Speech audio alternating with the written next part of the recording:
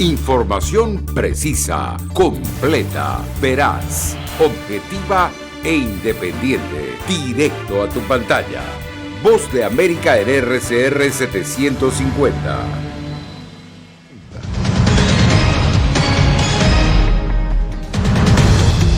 Se elevan las alertas. Omicron ya estaba en Europa antes de ser descubierta en el sur de África.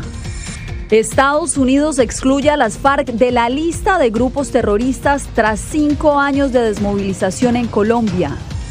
Además, el ser indocumentado ya no puede ser la única razón para ser deportado.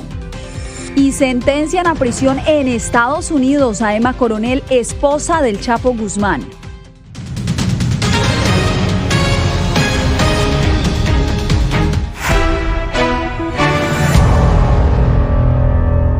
¿Qué tal? Bienvenidos, los saludo desde Washington. Aumentan las posibilidades de expansión de Omicron.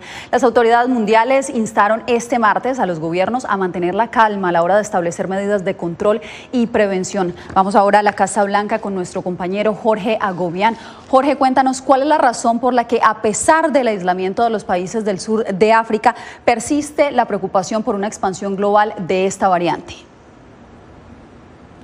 Yasmín, no solo porque cada vez son más naciones las que se unen a la lista de territorios donde ha sido detectada esta cepa del coronavirus, sino porque también durante esta jornada del martes se confirmó también que en países europeos ya estaba presente la variante incluso antes de que fuera reportada por Sudáfrica. Este martes, las autoridades holandesas confirmaron que la cepa estaba presente en los Países Bajos una semana antes de que fueran detectados los primeros casos por contagio de Omicron en el sur de África. Así se multiplicaron las probabilidades de expansión y más casos son inminentes pero no alarmantes, aseguran los expertos. Probablemente ya esté en los países que implementaron restricciones. Aún así, tenemos vacunas. Por lo tanto, no existe un escenario posible de que volvamos a estar como al comienzo de la pandemia, como el año pasado. Ante la inminente llegada de la variante a Estados Unidos, la Casa Blanca se embarcó en una nueva etapa de su campaña de vacunación. Nuestro mensaje es simple. Si está completamente vacunado y lo hizo antes de junio, vaya a recibir una vacuna de refuerzo hoy. Recibir una dosis de refuerzo le brindará el nivel más alto de protección contra COVID y esta nueva variante. Si no está vacunado o si sus hijos no están inmunizados, lo mejor que puede hacer es ponerse la vacuna, tanto usted como sus hijos. La Organización Mundial de la Salud insiste en asegurar que el riesgo global se evalúa como muy alto, mientras continúan las investigaciones científicas cuyos resultados se podrían conocer en las próximas semanas. Además de la inmunización, la OMS sigue recomendando la práctica de medidas de bioseguridad. El uso de mascarilla siempre que sea posible y siempre que esté en una habitación con más de una persona. Ventilar lugares cerrados si es posible y con la mayor frecuencia posible. Mantener la higiene normal de manos y cuerpo. Sabemos que estas medidas funcionan. Es importante destacar que los síntomas en las personas en las que ha sido detectada la variante Omicron han sido leves según la Organización Mundial de la Salud y hasta este momento tampoco ha sido relacionada con ninguna muerte. Yasmín. Jorge, muchas gracias por el reporte. Y el gobierno de Ecuador también anunció medidas preventivas frente a Omicron. A partir de este miércoles, día en que comienza la reapertura de su frontera con Colombia, comenzarán a regir las nuevas disposiciones. Desde Quito, Néstor Aguilera nos informa. 8 medidas puntuales anunció el presidente del Ecuador, Guillermo Lasso, para evitar la propagación de la variante Omicron del COVID-19. Mediante un mensaje a la nación, explicó que la primera es de carácter migratorio. Prohibición de entrada al territorio nacional a toda persona cuyo punto de origen, escala o tránsito sea la lista específica de países del África que serán publicados por las autoridades competentes. La lista de países incluye Sudáfrica, Botsuana, Egipto, Mozambique, Lesoto, Zimbabue, Eswatini y Namibia. Además, los viajeros de otros países del mundo deberán presentar certificado de vacunación y una prueba PCR negativa. En el caso de la reapertura de los pasos fronterizos con Colombia, decisión comunicada hace una semana junto con el presidente Iván Duque, el proceso se hará por fases. Agradecemos a los mandatarios. Y la primera contempla el transporte internacional de mercadería, cumpliendo protocolos de bioseguridad.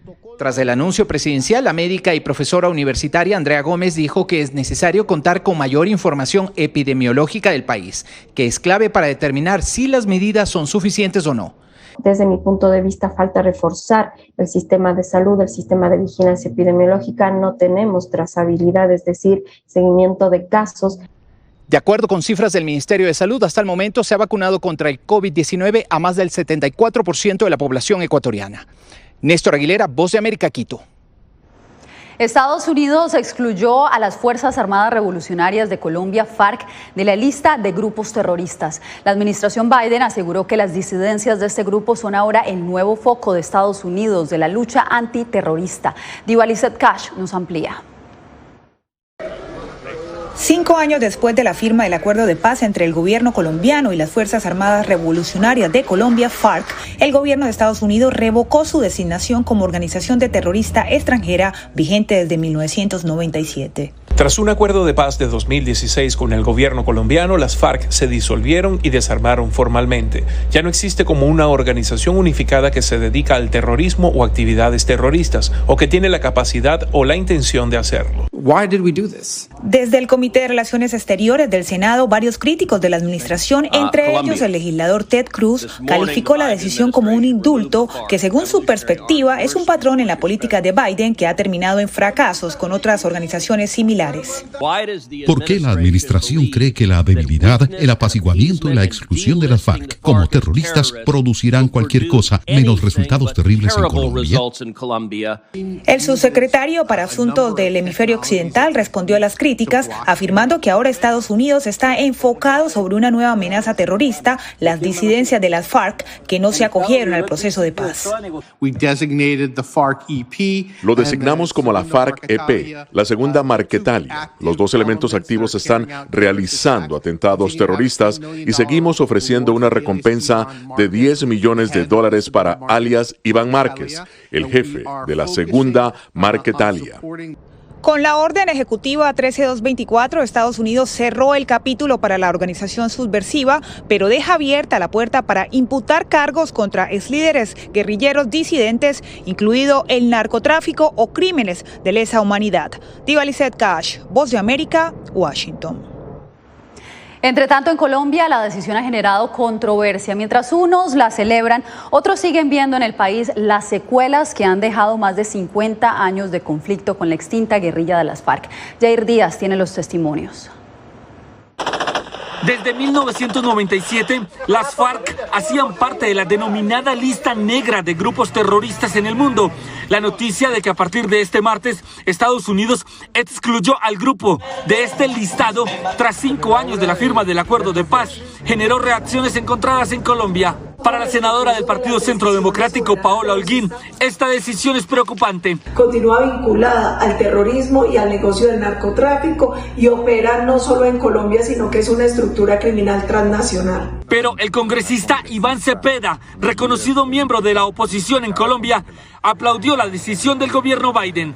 Este es un apoyo sin lugar a dudas al proceso y además una seria respuesta a quienes son detractores y opositores del mismo. En medio de la controversia, el analista político Néstor Rosanía advirtió que la decisión no excluyó a las disidencias de las FARC, que desconocieron el proceso de paz. Entran dos categorías o dos grupos nuevos. Uno, la nueva Marquetalia, y otro, las Fuerzas Armadas Revolucionarias FARC-EP, que es una disidencia. En tono imparcial, el alto comisionado para la paz de Colombia, Juan Camilo Restrepo, señaló que el gobierno del presidente Duque es respetuoso de la decisión estadounidense. Es la oportunidad para aquellos firmantes, quienes hacen parte del proceso de paz, avancen y le cumplan al pueblo colombiano. Se espera que en las próximas horas los ahora miembros del Partido Comunes, antiguas FARC, se pronuncien sobre esta decisión de la administración Biden. Jair Díaz, Voz de América, Bogotá. Regresamos a Estados Unidos, donde ahora el ser indocumentado no puede ser la única causa para una deportación. José Pernalete nos explica a quiénes favorecen las nuevas directrices. Los oficiales policiales de la Agencia Federal de Inmigración ICE deben adoptar cambios en sus directrices de arrestos y deportaciones, de acuerdo con las nuevas guías del Departamento de Seguridad Nacional. Así, la falta de un estatus legal de permanencia no podrá ser la única causa para deportar a una persona. Están priorizando a aquellas personas que consideran que constituyen un peligro a la seguridad pública, a la seguridad nacional. Se van a enfocar en personas con antecedentes penales serios. Según el abogado experto en inmigración Ángel Leal, las nuevas normas proveen cierto nivel de estabilidad para quienes aún no tienen un estatus migratorio legal, pero que no representan un peligro a la nación. Dándoles la oportunidad de no ser procesados formalmente por inmigración, tal vez califiquen para algún tipo de recurso o alivio migratorio a través del Congreso. Sabemos que a través del paquete de la infraestructura existen protecciones temporales, existe una posibilidad de un parol. Pese al alivio de las comunidades de inmigrantes para la Coalición de Inmigrantes de Florida, adjunta a la Unión Estadounidense de Libertades Civiles, ACLU por sus siglas en inglés, estas medidas son insuficientes. Para el abogado Ángel Leal, estas normas pueden ser debatidas en corte por estados conservadores. Hasta el momento, Montana, Ohio y Arizona apelaron este anuncio. José Pernalete, Voz de América, Miami. En el Valle del Río Grande no cesa la llegada de inmigrantes. Víctor Hugo Castillo nos cuenta cuál es el efecto que tiene la creciente demanda sobre los albergues que protegen a esta comunidad. A niveles récord siguen creciendo las detenciones de migrantes por parte de los agentes de la patrulla fronteriza en el sur de Texas, lo cual mantiene ocupados también a los albergues como este de Caridades Católicas. Familias con sus niños, bebés, madres embarazadas, personas que están más expuestas al peligro, son los que estamos recibiendo. Más de 500,000 de migrantes fueron capturados en el año fiscal anterior. Solo en octubre se registró un aumento del 150% en detenciones en comparación con el mismo periodo del año anterior. En consecuencia, los albergues requieren más recursos. Debiera haber también un flujo de dinero porque es una cuestión humanitaria, flujo de dinero para las organizaciones sin fines de lucro que se dedican a resolver el paso de inmigrantes. Mientras persisten caravanas que se movilicen a través de México, el flujo de migrantes podría verse afectado también por el manejo de las políticas migratorias del gobierno estadounidense. El título 42, el MPP, todas estas cosas pueden dar un cambio donde vamos a ver posiblemente un aumento de personas entrar y permanecer con el permiso de continuar su proceso en Estados Unidos. El hecho de que dejen de libertad a una persona no significa necesariamente que la seguridad de Estados Unidos se vea afectada, ¿no? Ni que inmediatamente las comunidades que reciben a esas personas se ven afectadas. Los albergues brindan una mano amiga a los migrantes en espera de que los gobiernos busquen soluciones conjuntas que resuelvan las causas de la migración ilegal en los países de origen. Respuestas que ayudan a la gente a permanecer en sus casas para que estén bien ahí y no tengan que huir por su vida. Víctor Castillo, Voz de América, McAllen, Texas.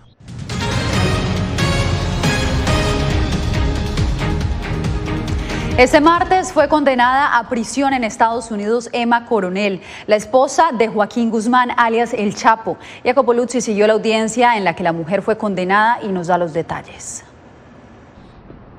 Emma Coronel Aispuro, la esposa del narcotraficante mexicano Joaquín El Chapo Guzmán, fue condenada este martes a 36 meses de prisión en Estados Unidos. Considerando que ya desde este febrero transcurrieron 9 meses de detención, Coronel pasará poco más de 2 años en la cárcel antes de recuperar su libertad. Ante una corte federal, la mexicana había reconocido su responsabilidad desde junio por delitos de narcotráfico, lavado de dinero y transacciones con un narcotraficante designado por Estados Unidos. Durante el juicio, el Departamento de Justicia señaló a Coronel de actuar como intermediaria entre el Chapo Guzmán y sus asociados del cartel de Sinaloa, mientras el capo estaba en prisión en México y ayudó a facilitar su huida de la prisión de Altiplano en julio de 2015. Tras la sentencia, la defensa de Coronel destacó que el juez del caso consideró marginal el papel de la mujer en las actividades del Chapo, dándole apoyo simplemente porque era la esposa de Guzmán. Su papel era simplemente ser su esposa. Ahora se acabó. Ella volverá a sus hijas. El juez del caso también reconoció las denuncias de la defensa sobre las duras condiciones de aislamiento en las que Emma Coronel permanece. Su abogado fue enfático en asegurar que Coronel no ha cooperado con las autoridades y la mujer volverá ahora a la cárcel. Desde la Corte Federal de Washington, D.C., Jacopo Luzzi, Voz de América. La investigación de una reconocida universidad guatemalteca concluyó que el nivel de migración desde Centroamérica hacia Estados Unidos es tan alto que ya alcanzó la categoría de éxodo. Eugenia Sagastume nos presenta los hallazgos del estudio denominado Entre sobrevivir y perderlo todo. La pandemia, el confinamiento obligatorio, la pérdida de empleos y el paso de 2 tormentas durante 2020 dejaron una grave huella en la situación de Guatemala, como lo revela la investigación Entre sobrevivir y perderlo todo, presentada por la Universidad Rafael Landívar. Casi se triplica la inseguridad alimentaria, aumentan los casos de desnutrición aguda. Como resultado, concluyó el estudio, se incrementó el fenómeno de migración forzada interna e internacional, muchos de ellos hacia México. México no cerró su economía, entonces se estuvo movilizando el grupo familiar completo, es decir, abandonaban sus casas. Una situación que, según expertos, transforma las sociedades y genera profundas consecuencias para el desarrollo futuro del país, principalmente porque son jóvenes quienes están abandonando sus países. Guatemala, pero también los países centroamericanos están exportando este bono demográfico, ¿verdad? Exportando esta población. Y si cientos se quedaron en México, miles siguieron hacia Estados Unidos. Algo que para el investigador no se trata solamente de migración irregular. Esto ya cae en lo que es prácticamente un éxodo. Paradójicamente, el estudio también concluyó que los migrantes alcanzan a convertirse en inversionistas de su país de origen por la cantidad de remesas que envían a familiares y que en 2021 sobrepasan las de años anteriores. Eugenia Sagastume, Voz de América, Guatemala.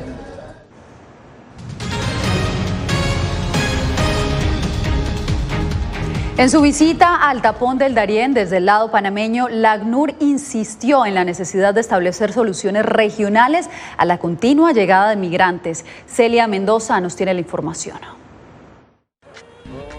Panamá enfrenta un creciente desafío a medida que se incrementa el número de migrantes, en su mayoría cubanos, haitianos y venezolanos, quienes llegan a su territorio tras cruzar la peligrosa selva del Darién. El año pasado, Panamá registró un poco más de 8.500 personas que entraron por la frontera con Colombia vía terrestre.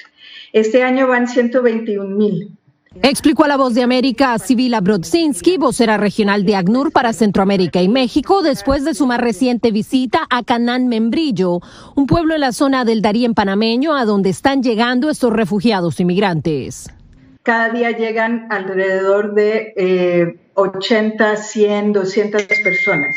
Entonces, estas comunidades, lo que vimos es que están acogiendo a los migrantes de una forma muy solidaria. Brodzinski resaltó el apoyo de los ciudadanos panameños para con estas personas y el trabajo de Senafront a cargo de la recepción de los migrantes antes de que lleguen a la estación migratoria de San Vicente, donde ACNUR también provee asistencia.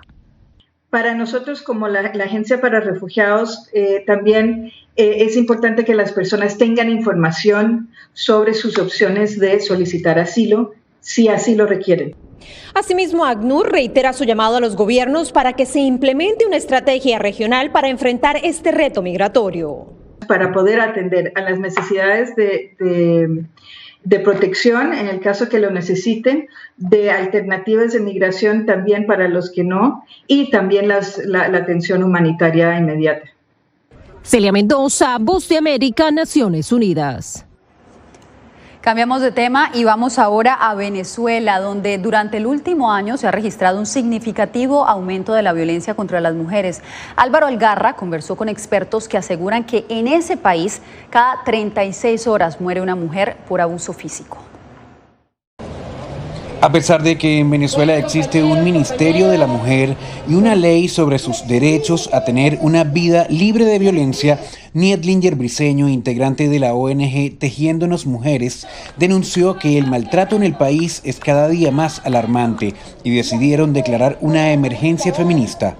Porque cada vez son más mujeres asesinadas. En lo que va de año tenemos más de 180 compañeras asesinadas, es decir, cada 36 horas asesinan a una mujer en los barrios, en los sectores populares. Carmen Rodríguez hoy lamenta la pérdida de su hija Carla Ríos Rodríguez. Su pareja sentimental la habría asesinado y su madre exige justicia. que quiero justicia para mi hija porque el que la mató a ella todavía sigue libre. La mataron el 31 de julio del 2020. Zuleika Matamoros, directora de la ONG Juntas y a la Izquierda, también dedicada a la protección de los derechos de la mujer, resalta que existen varios tipos de violencia que tienen como blanco específico el género femenino. La violencia que tenemos en este país de no tener salarios, la mujer trabajadora, afectada sobre todo con más fuerza en la crisis. Estas ONGs coinciden en señalar que es crítico que las víctimas denuncien a su agresor para frenar el ciclo de violencia y la impunidad, pero también reclaman mayor responsabilidad del Estado en su protección para evitar más muertes. Álvaro Algarra, Voz de América, Caracas. Barbados se convirtió en república después de casi 400 años de dominio británico. Con la decisión, la pequeña isla caribeña dejó de ser gobernada por la reina Isabel II y en medio de una deslumbrante ceremonia, su primera ministra Mia Mottley declaró a la cantante Rihanna, originaria de la isla, como una heroína nacional. Además, condecoró al príncipe Carlos de Inglaterra.